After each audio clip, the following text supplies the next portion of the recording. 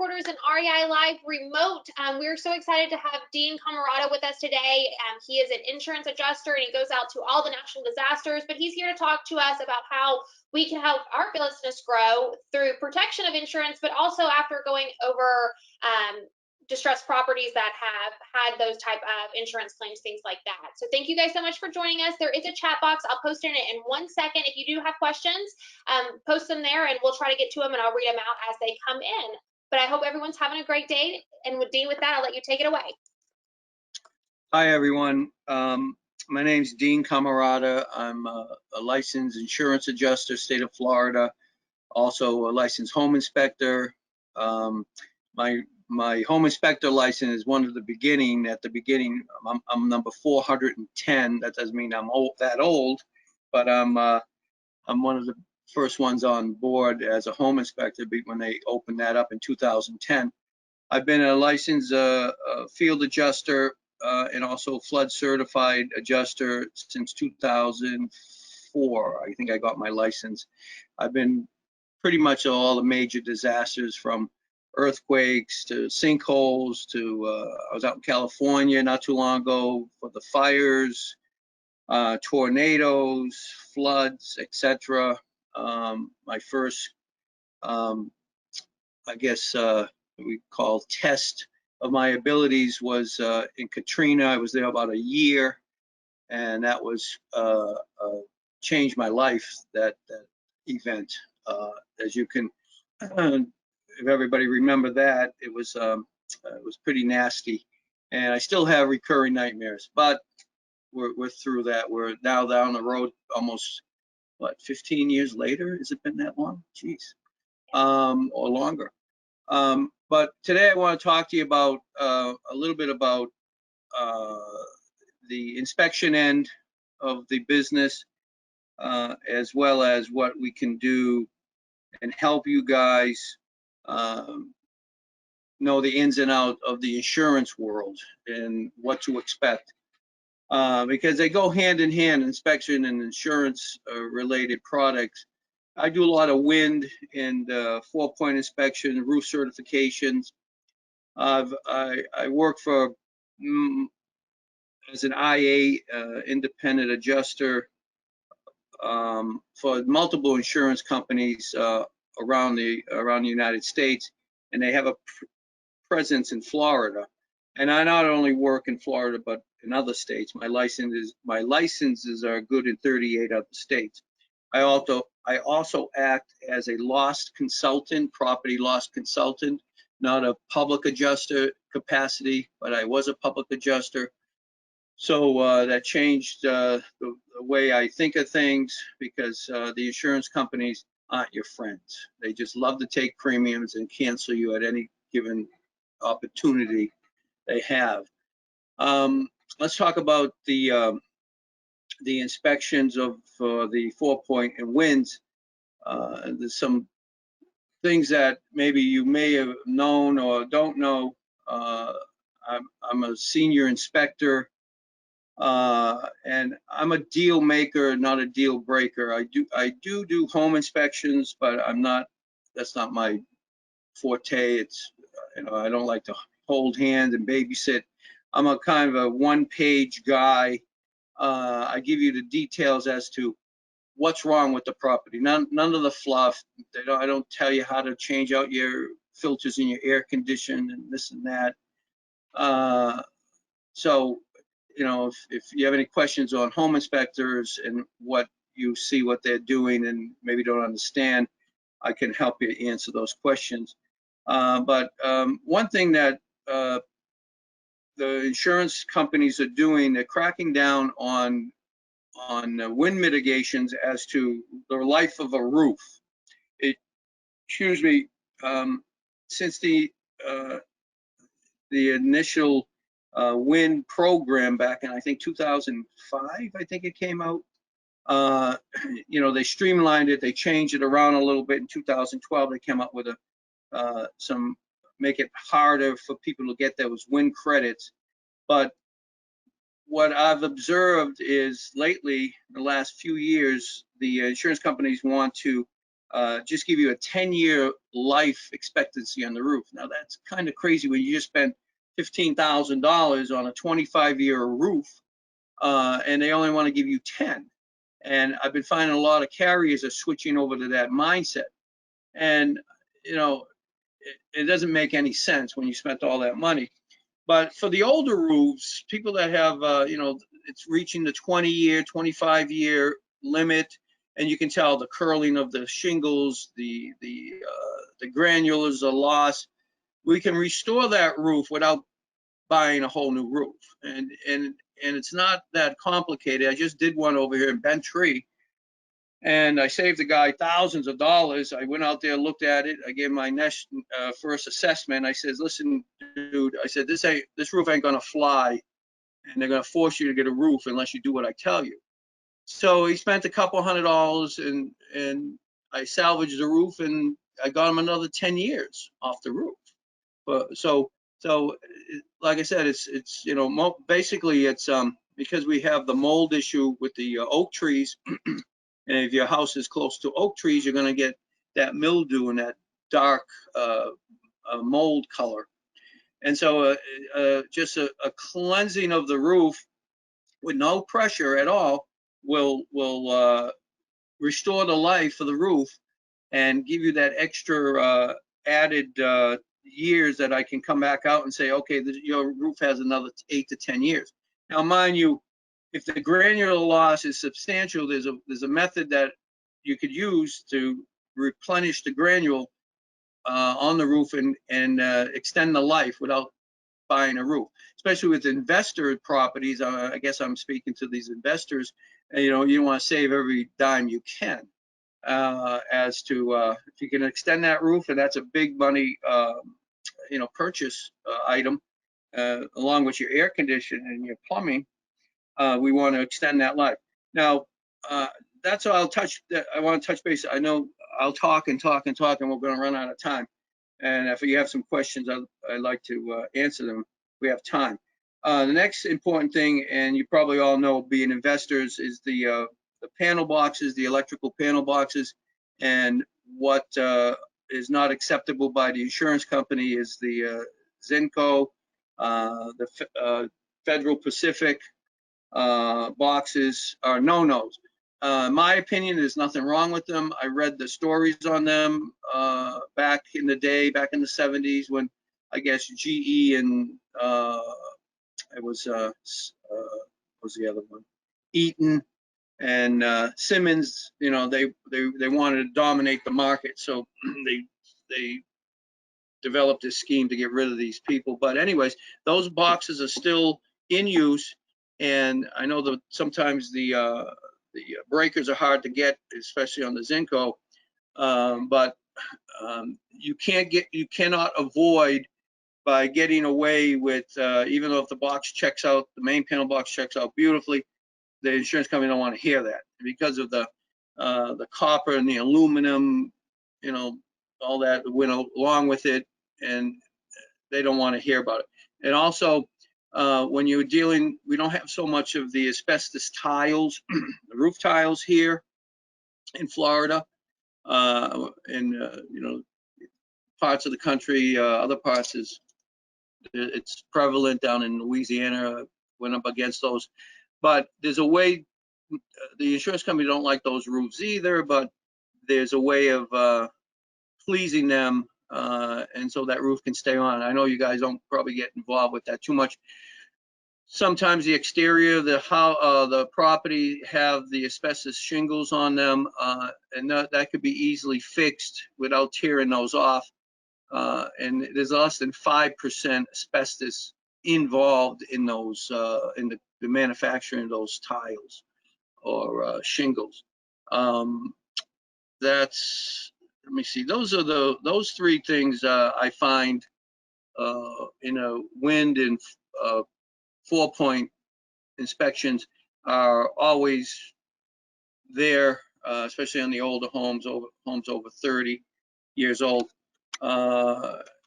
And let me move on to the insurance part of some of the insurance adjusting that I do and help people with their claims. There's never there's never I always, people that have a claim, or they're buying a property that previously had a claim, you might be able to go back and open up that claim.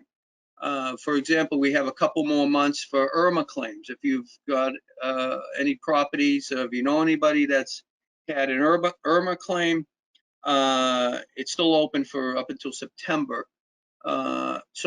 And you've always left money on the table. I guarantee if I go back and open up that claim, I'm going to find thousands of dollars that you left behind. So it's not too late to go back and get that. I do claims, like I said, I come in as a loss consultant. I work with a company, I'll send it out to everybody, but I work with a company out of Tampa called DRG Disaster Remediation Group.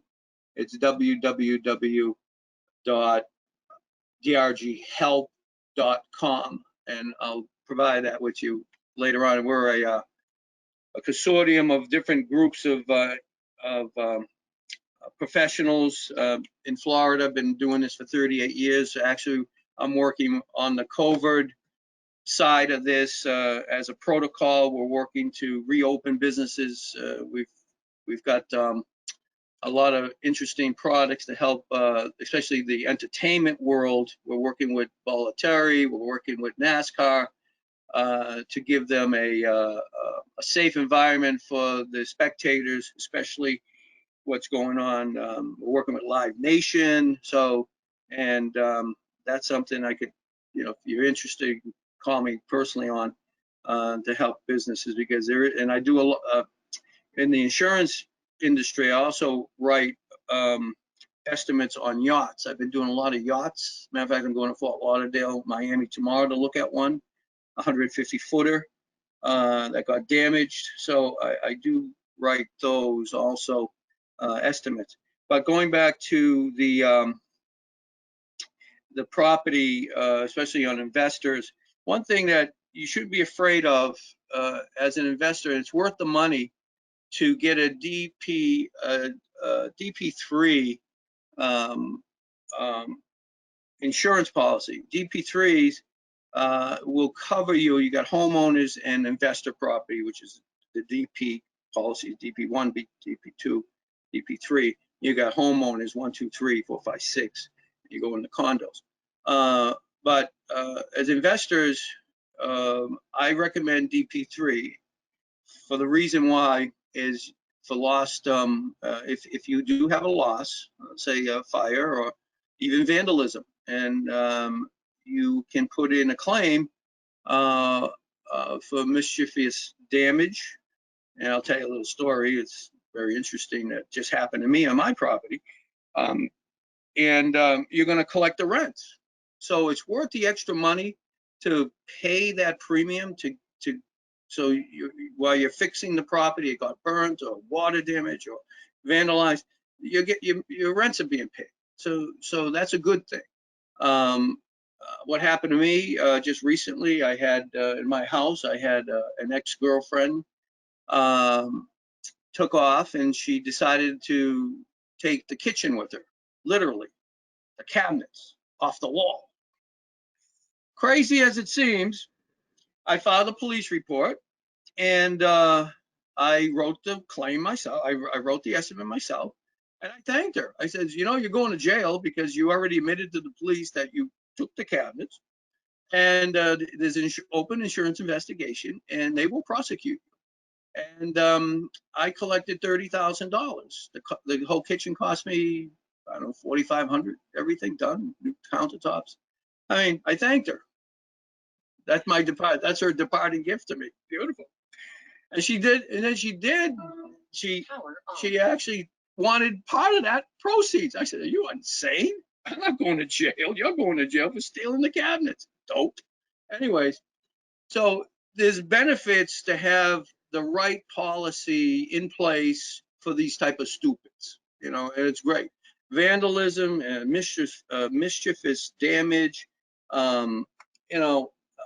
I can't tell you how I've done, a lot of landlord, properties, and I was a HUD inspector. This was the interesting. I was a HUD inspector for Sarasota County for, well, actually, I was hired by a company out of Tennessee as a third-party inspector. I wasn't working per se for the Sarasota or Manatee, but I did do their inspections from 2008 to 2009, and I was still doing the winds and 4 points, and there was a conflict there. I'd meet the same guy or the same homeowner. I'd fail him in the insurance inspection, or let's say, no, I never fail people in insurance inspection. I tell them how to fix it. I'd fail them in the HUD Section 8, and then let them go in the and let them pass in the electrical or the insurance part of this. So it was like this constant battle with me, and I says, you know, unless it was maybe I think it was Mark's properties too. I had the same problem with when I was doing his inspections. So I'd tell him how to fix it so it doesn't cross over into the HUD issue. Now that's another thing, you know. I had a lot of properties. You know, I think it's a young man's game because I'm just tired of dealing with deadbeats and people in general. But I should say deadbeats. All my tenants, when I was in the as a HUD inspector, I took those good tenants and put them in my properties because, you know, I get the rent was guaranteed. They sent it right to me, 100%, and I even pay those HUD people $50 a month. I just hand them $100, $50, just to say thank you for not destroying my property. And if you do destroy it, I'm going to collect anyways because I'm the insurance adjuster. It was a great combination. So I make money both ways. But you know, guys, I don't know how long you've been in the business, but you know, I do recommend HUD property people, good ones. And I was the inspector, so I know how to pick and choose. I'm down to one property now, and that's probably and I got a couple of tenants. That's another thing. You know, I've been in the business, I don't know, 40 years. I'm originally from Boston, so that was a welfare state, still is.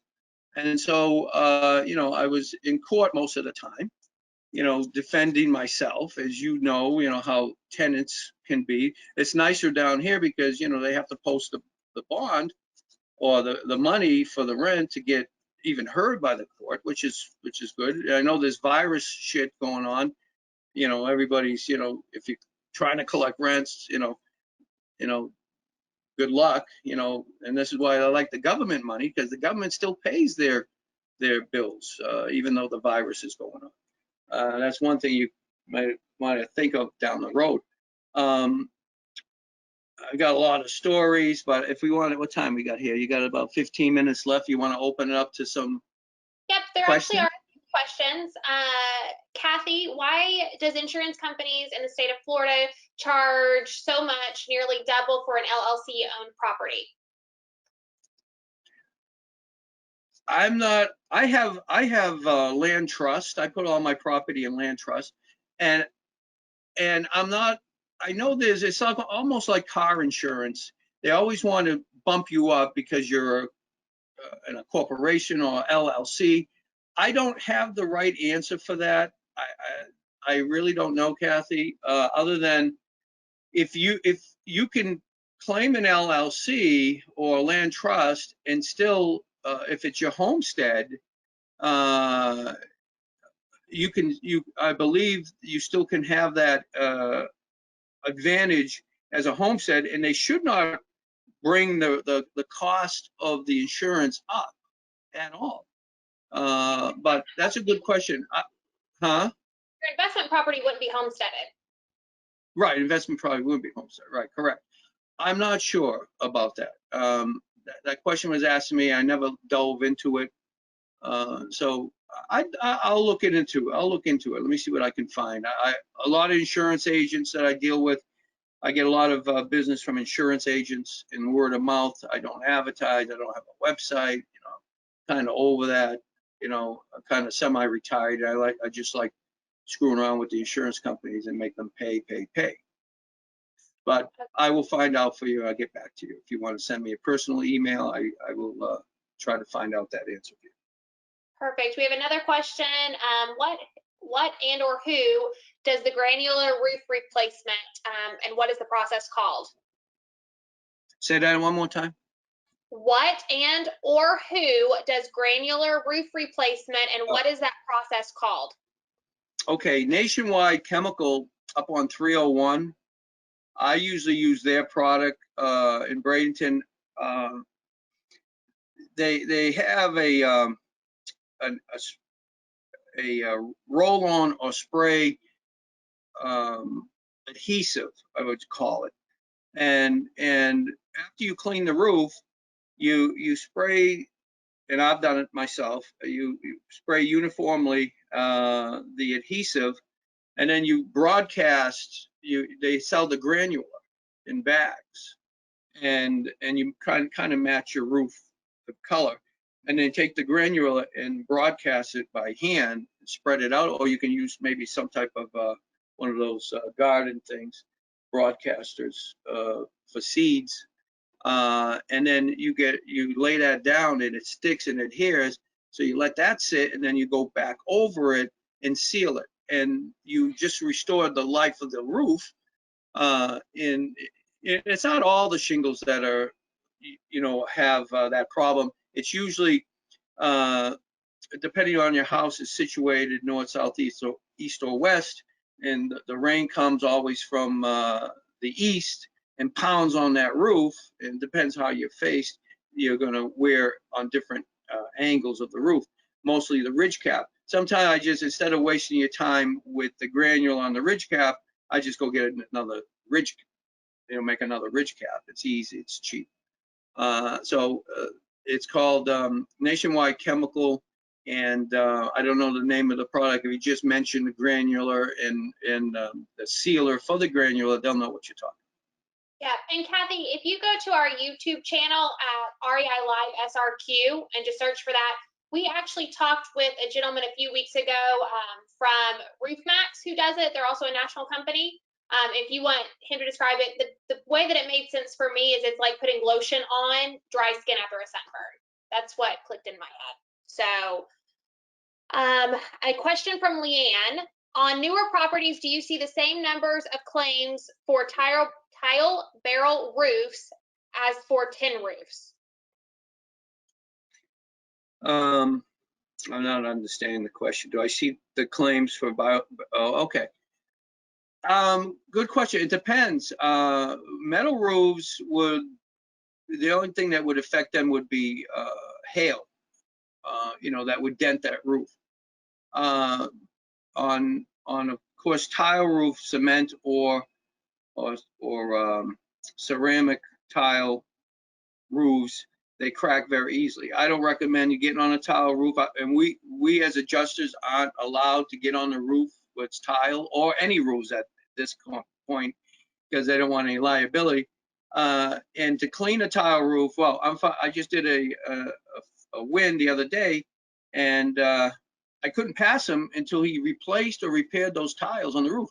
The tile roof is not your roof system. That should be a secondary system. Your real roof is underneath that, the peel and stick or the 90-pound torch down. So tile roofs are only decorative, but they do perform a service as to a protection to an extent.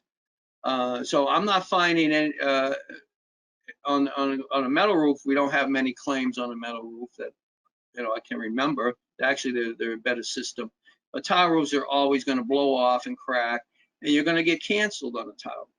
Easy. Now, I could, even though I've done tile roofs that are 40, 50 years old, and I tell them the same process. The insurance company will go in there and say, hey, that roof's got to come up. And I says, go fix the tiles and just clean them good, and then paint them.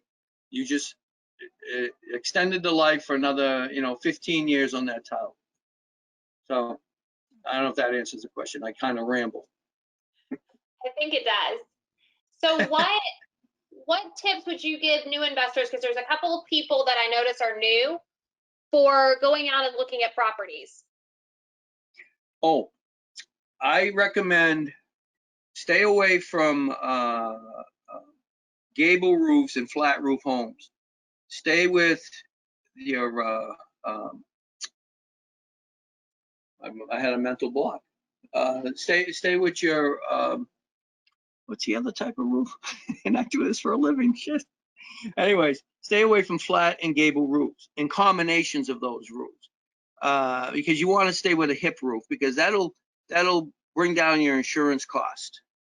It'll reduce that premium. That's my recommendation when it comes to buying homes. Avoid tile roof if you can. Wood or I know there's a little premium more you're gonna pay for a wood structure versus a block structure, but not really that much difference. Set your escrow, not escrow. Set your depreciation high on let's say $2,500 to $3,000, and so if you ever have a claim, it can be absorbed in the estimate. And let me see what else. You know, beware of the electrical panels, the Zimco and the Federal Pacific. That's going to cost you. You know, it shouldn't cost more than $800 to put them in. You know, some electricians are charging $1,500. I'm sorry, deduction, not depreciation. You're going to set your deduction up higher to about $2,500, and we can always come back in on a claim and get more money and offset your deduction there. Anyways, I hope that answers the question. We had one more. Go ahead. We have one more question. Do condo associations run into the same problems as individual owners when dealing with insurance companies on condo building roofs exceeding 10 years? Yes. The association, you know, there's a two sides of this questions and two sides of the answer.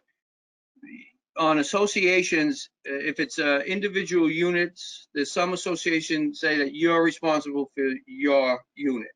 In a complex that's, you know, multi-story, the HOA is responsible, of course, for getting the wind mitigations to the individual owners. I've done many wind mitigations in the roof. I had to go into, you know, public record to find how old the roof is, blah, blah, blah. And then if there was no record found, I'd have to do what they call a roof certification, which it's an opinion of how much life the roof has left. But each homeowners association should have on file for the building itself a wind mitigation. And then what they do is you put your own, you know, unit number in there, and it still applies. The electrical applies, the plumbing, blah, blah, blah, all that. Very cool. Are there any other questions? It's almost 2:30. If you, oh, go ahead, the question. No, go ahead. No, if anybody wants to contact me direct, I don't know if I'm allowed to do that. Yeah, absolutely. Okay. All right. My number is 941-284-1303.